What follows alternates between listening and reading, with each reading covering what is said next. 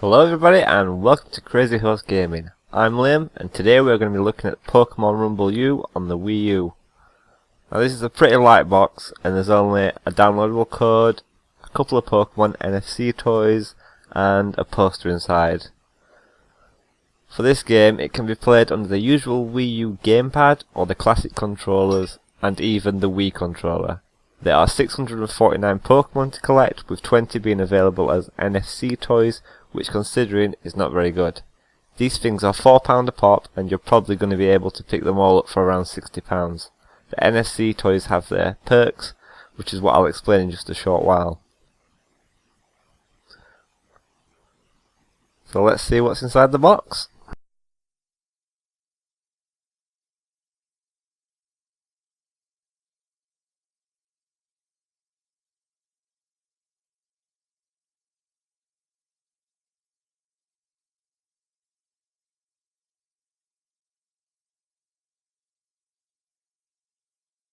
We have a poster which lists all the NFC toys that are available, which I'm sure is just a clever marketing ploy by Nintendo, and on the other side is a nice colourful poster.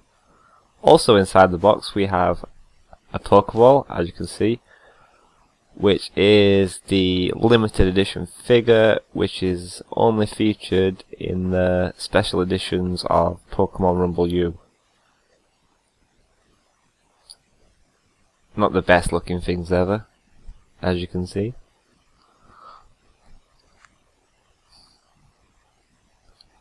And we have another Pokeball, which is what I opened earlier. Nintendo here blacking out the bags, which is really clever, considering now we can't pick and choose which Pokemon to go for. Now onto the game. Pokemon Rumble U has tried to emulate the same success as Skylanders, and had they put that much more effort in and released every Pokemon as an NFC figure, then I think Nintendo would have been onto a winner. However, I feel Activision shouldn't worry just yet. Pokemon Rumble U is a totally different type of Pokemon game. It's not your standard RPG and instead goes for a simplistic route of just bash A and B until you win, which is fun at first and starts to go downhill after 10 minutes or so. Battles take place within an area and you are granted 4 Pokemon in which to choose from. Repetition could be forgiven if the gameplay mechanics weren't so shallow. 649 Pokemon is great on paper, once in game becomes a real chore, with much more Pokemon being picked up after every round and no way of leveling up those older Pokemon. It means you cycle through Pokemon rather quickly and doesn't allow the user to become attached to any Pokemon.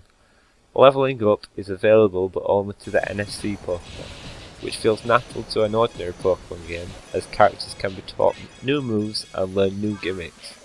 In the game you have separate levels, each with its own gimmick and Pokemon types.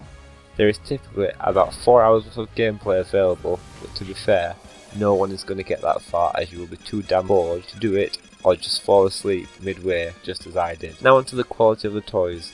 The selection available is pitiful, and for the worst part these Pokemon look ugly and don't even come close in terms of quality to Disney's Infinity or Skylanders toys. All in all, Pokemon Rumble U is a bland repetitive game which I reckon is just Nintendo testing the water for a true NFC game with features similar to a Game Boy version. That is why I'm giving Pokemon Rumble U 4 out of 10.